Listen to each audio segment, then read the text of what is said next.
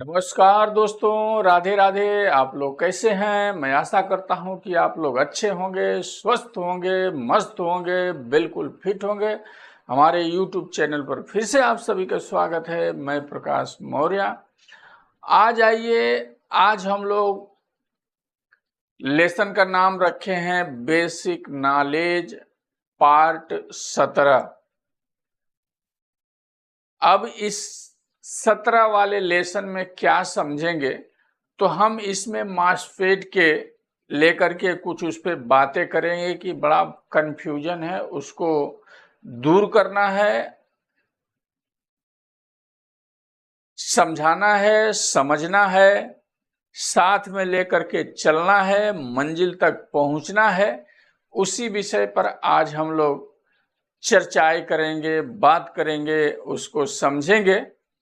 क्योंकि देखिए, पढ़ने के लिए, समझने के लिए हमेशा जगह खाली रहता है। जब तक हम जीवित हैं तब तक पढ़ना है, तब तक सीखना है, तब तक नॉलेज लेना है। और आज जो हम 17, जैसे हमने लिखा बेसिक नॉलेज पार्ट नंबर 17, हम लोग जब पढ़ रहे थे तो इतना पढ़ाया भी नहीं गया। कुछ ऐसा बेसिक नॉलेज दिया गया और उसी में घसीट मसीट करके टाइम पास किया गया और समय पूरा हो गया। एक रिजल्ट पर मोहर लगा करके मिल गया। आप सीखे नहीं सीखे उससे बस नहीं है। लेकिन हम जो वहां पढ़े वो तो आप लोगों को बता चुके हैं पिछले वीडियो में। लेकिन बहुत सारा ऐसा है जो छूटा हुआ है, उसको जैसे जैसे आता है, जैसे जैसे याद आता है, वैसे वैसे मैं बताने की कोशिश करता हूं और उसका नाम रख करके लेके चलना शुरू भी कर देता हूं कि ये बेसिक नॉलेज पार्ट इतना हुआ। इसलिए उसको भी जानना बहुत जरूरी है। यदि उसको हम नहीं समझते हैं, नहीं जानते हैं, तो टेक्नोलॉजी इतना आगे बढ़ते हुए जा रहा है, आगे हम करेंगे क्या? आज हम लोग एम्पलीफायर बना रहे हैं। जैसे पहले रेडियो बनाए, टीवी बनाए, टेप बनाए, सीडी प्लेयर बनाए, अब एम्पलीफायर में घुसे। अब एम्पलीफायर में भी इतना बदलाव होने वाला है, उसके आगे का भी सोच कर रखना है, नहीं तो हम पीछे हो जाएंगे। क्योंकि परिवर्तन ही संसार का नियम होता है। समय के अनुसार यदि हम नहीं बदले, उसके साथ में नहीं चले, तो मार्केट डाउन होगा, हम खत्म हो जाएंगे। मैं यदि सोचता रहता कि मैं रेडियो ही बनाता रहूंगा, तो मैं यहां तक नहीं पहुंचता। उसको पढ़ना है, उसको जानना है, उसको देखना है, उस पर विचार करना है, और जो मार्केट में लंच होता है उसको पकड़ना है। तो मेरे कहने का अर्थ है, जो आने वाले समय में अभी जो बदलाव होगा, जो आने वाले समय में आने वाला है, वो बदलाव पावर सप्लाई का होगा। ये सब आप लोग ध्यान में रखिएगा। सारा एसएमपीएस पावर सप्लाई आने वाला है। अभी इतना वजन कोई उठाने वाला नहीं है। यदि पावर एम हमारा ट्रांसफार्मर वाला है तो कम से कम 40, 50, 30, 35 किलो का वजन हो जाता है। उठाते हैं लोग, ले जाकर के बजाते हैं। लेकिन आने वाले समय में उनको वजन कम लगेगा। वजन होगा कब? जैसे क्राउन अपना बनाता है, एसएमपीएस सप्लाई लगा करके हल्का हो जाता है कि नहीं हो जाता है, वैसे मशीन का लोग चॉइस करेंगे जो वजन कम हो, बजने में स्ट्रांग हो। पैसा चाहे जितना लगेगा हम देंगे, पैसे का कोई परवाह नहीं करता है। इसलिए अभी एसएमपीएस का जमाना आने वाला है, उसमें आप लोग घुसना चालू कर दीजिए। एसएमपीएस सप्लाई बनाना चालू कीजिए। उस पर मैं एक वीडियो बनाने वाला हूं पर्सनल एसएमपीएस को लेकर के, जिसको शुरू से लेकर के एंड तक बताएंगे कि एसएमपीएस खराब हो जाए तो कैसे उसको रिपेयर करना है, एम्पियर को कैसे बढ़ाना है, सेकेंडरी का वोल्टेज को कैसे बढ़ाना है, वो सारे एक वीडियो उसका पर्सनल बताएंगे। एक उसके लिए अलग से वीडियो बताएंगे। लेकिन अभी मैं हिट दे रहा हूं कि आने वाले समय में एसएमपीएस का जमाना रहेगा, उस पे हम सभी को फोकस ज्यादा करना पड़ेगा।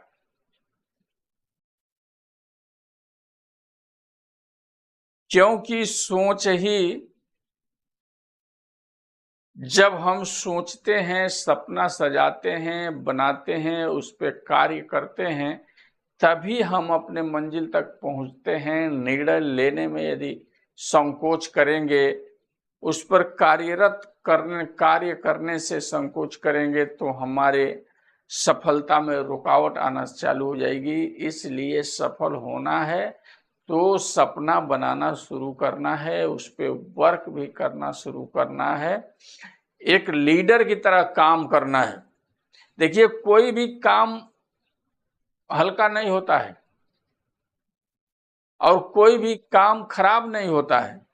जिसको हम कर रहे हैं, करने वाले ही किसी भी काम को एक लीडर की तरह जब लीड करेंगे, लीडर की तरह काम करेंगे, तो उस काम में सफलता मिलेगा। मैं आप लोगों को एक उदाहरण के तौर पर बताऊं, उसको नजरअंदाज मत लीजिएगा। आप आज से 10 साल पीछे जाइए।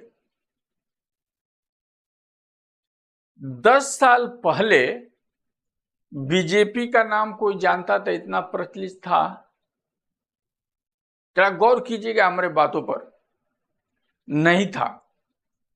10 साल पहले बीजेपी का इतना प्रचलित नहीं था। लेकिन 2014 में जैसे मोदी जी अपने देश का प्रधानमंत्री बने और इतना बेहतरीन ढंग से उन्होंने काम किया, अपने देश को तो नंबर 1 में ले जाने के लिए पूरा ताकत लगाए और लेकर भी गए और बहुत अच्छा काम किया और पूरा विश्व को झुकाने का कोशिश भी किए। इस पर जरा आप लोग गौर कीजिएगा। पाकिस्तान अपने देश को बहुत नुकसान पहुंचाता था, उसको कटोरा थमा दिए, भीख मांगने के स्तर पर आ गया। चाइना जो हमेशा अकड़ दिखाता था, उसको नाको चने चबवा दिए।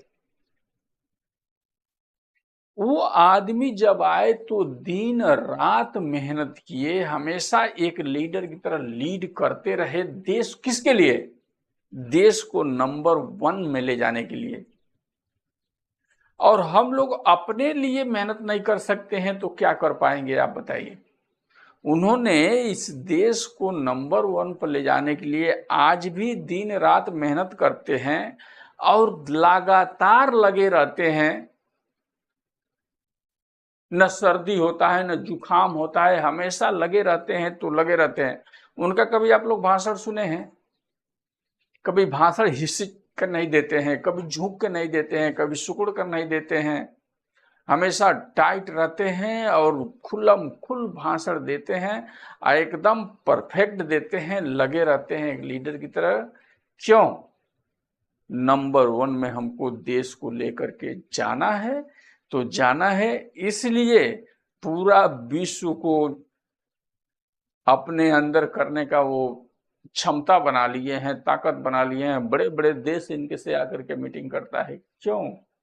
अच्छी तरह लीड किए, अच्छी तरह मजबूती लाए।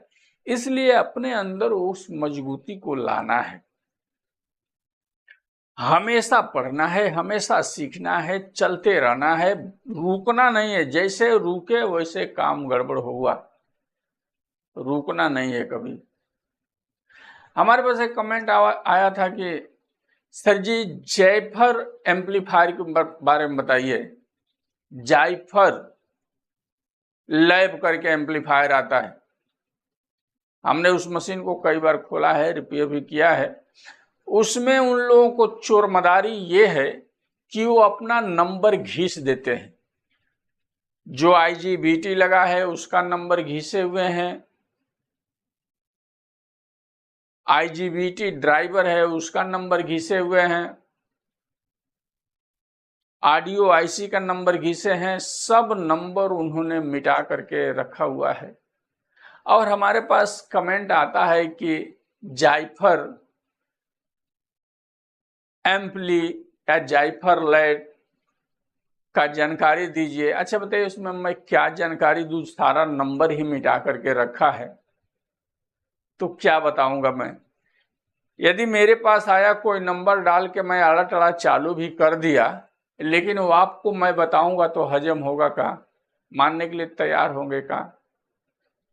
लेकिन मैं उसके चक्कर में लग गया हूं और आप लोगों को गारंटी देता हूं, जरा मेरे पास 2-4 मशीन और आने दीजिए, तो उसका एक एक पार्ट का मैं डिटेल निकाल करके दूंगा और सारा चीज ओपन कर दूंगा, कौन कहाँ आईसी लगा है।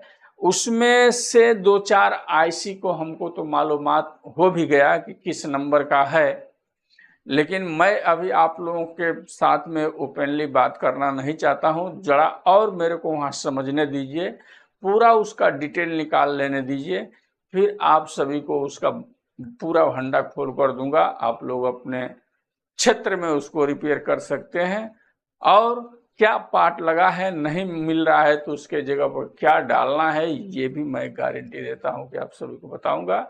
आप लोग परफेक्ट रिपेयर कर लेंगे। चलिए आते हैं, काम की बात करते हैं। हमारा जो चैप्टर लिखा हूं, बेसिक नॉलेज पार्ट 17, हम आज बात करेंगे मास स्पीड को लेकर के। अभी जो मासपेट मार्केट में आ रहा है, जैसे हमने एक मासपेट का नंबर दिया 3710, इसमें बड़ा छोटा 2 टाइप का आता है। मैं दूसरा IRF 140 हो गया, 540 हो गया,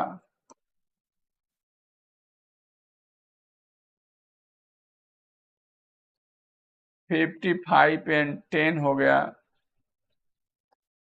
8 to 10 एंड 25 हो गया।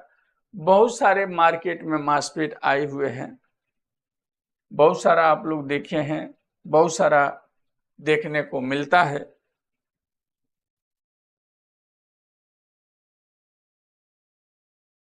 टेन एंड 20 हो गया, 60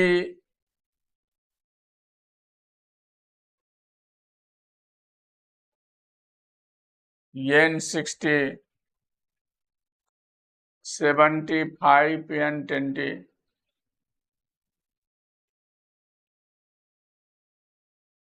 ये जितना मासपेट हमने लिखा हूं, सारे एन चैनल के मासपेट हैं। अब यहां एक मासपेट मैं यहां बनाऊं,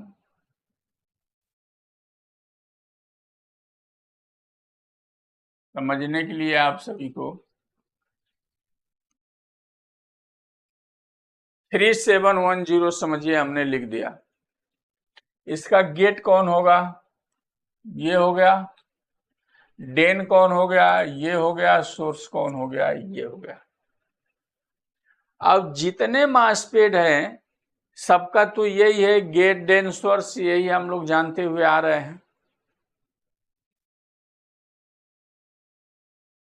मीटर से यही नापते हैं। यदि ये एन चैनल का है तो यहां यानी लोग मीटर से नाप रहे हैं, यानी कांटे वाले मीटर से, तो यहाँ रेड वायर रखेंगे, यहाँ ब्लैक रखेंगे, बताएगा तो सही है। नहीं बताया, कुछ शॉर्ट बताया तो गलत है। डिजिटल मीटर से नापेंगे, ब्लैक वाला वायर यहाँ रखा है, रेड वाला वायर यहाँ रखना है, बता रहा है डायोड की तरह, तो सही है।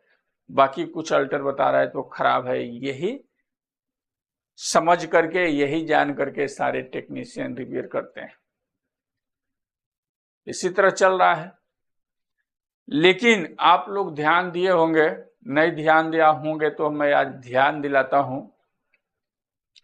CA 8000 कभी रिपेयरिंग में आए आप सभी को तो ध्यान दीजिएगा।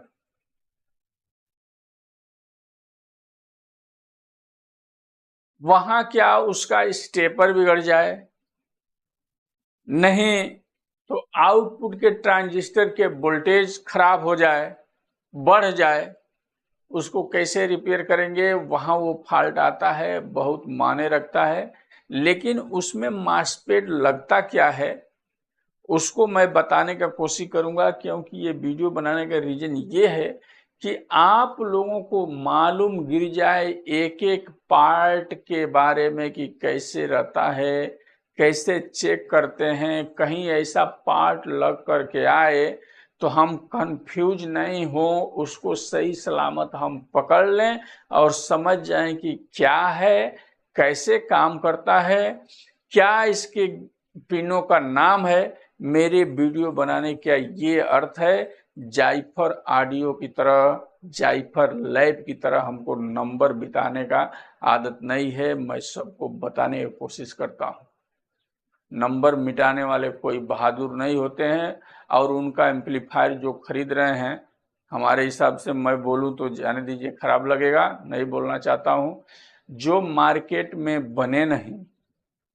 हम ही आविष्कार करें, हम ही रिपेयर करें, सब हम ही करें, ये तो अच्छी बात नहीं है मेरे हिसाब से। उनका सोच उनके साथ में जाएगा, हम लोगों का सोच हम लोगों के साथ में रहेगा। हमेशा पॉजिटिव सोचना है, निगेटिव की तरफ नहीं जाना है। यदि हम कितना भी धन कमा लेंगे, एक भी साथ में लेके जाने वाले नहीं है, सब यही रहेगा। इसलिए ईमानदारी से काम करना है, बेईमानी से काम नहीं करना है, चोरमदारी मार्केट में नहीं करना है। जो हम जानते हैं वो सत्य बताते हैं, यदि गलत जानते हैं तो गलत ही बता देते हैं, छुपाने की कोशिश नहीं करते हैं। चलिए जाने दीजिए, उस बात को हटाइए, आइए चलते हैं विषय पर। अब हम बात कर रहे थे CA 8000 कभी आपके पास आएगा रिपेयर करने के लिए, तो ध्यान दीजिएगा। पावर ड्राई का CA 8000 पुराना मॉडल का वो मशीन है, बहुत बेहतरीन बजता है, बहुत अच्छा बजता है। उसमें 2 मासफेट लगे रहते हैं, एक P चैनल का और एक N चैनल का। मैं इधर समझने के लिए बना देता हूं।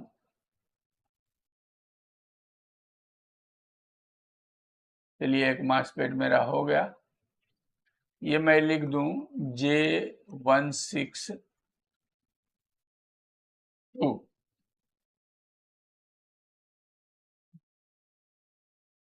ये मासफेट है P चैनल का, मैं P लिख दूं।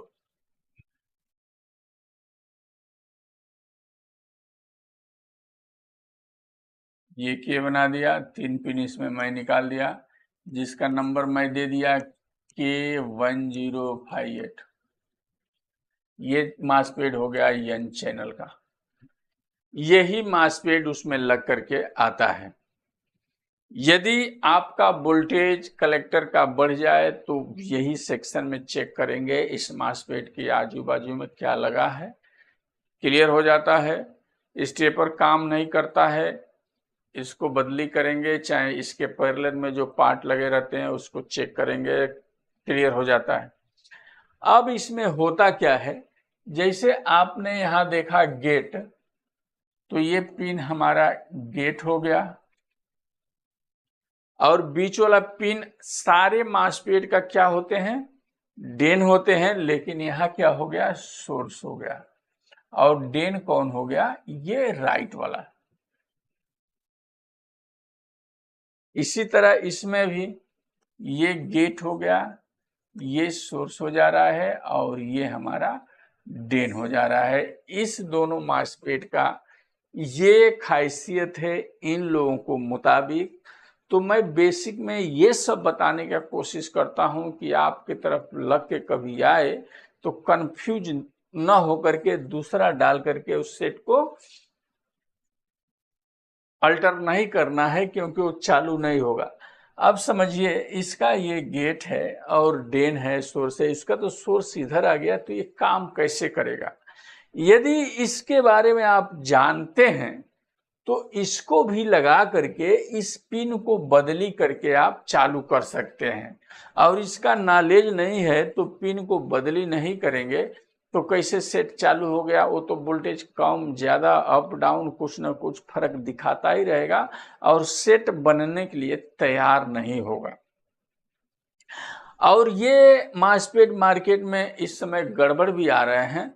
यदि खराब आए, सेट चालू नहीं हो, तो ये मासपेट इसके जगह पे लगा करके चलाएंगे तो चालू हो सकता है इसके जगह पे। ये तो अभी ओरिजिनल आ रहा है, क्योंकि हम यूज करते हैं तो हमको मालूमात है, उसको हम बता रहे हैं। कभी कभी ये भी अच्छा आता है, नहीं तो किसी पुराना सेट में से लगा के चला देते हैं तो ये चल भी जाता है।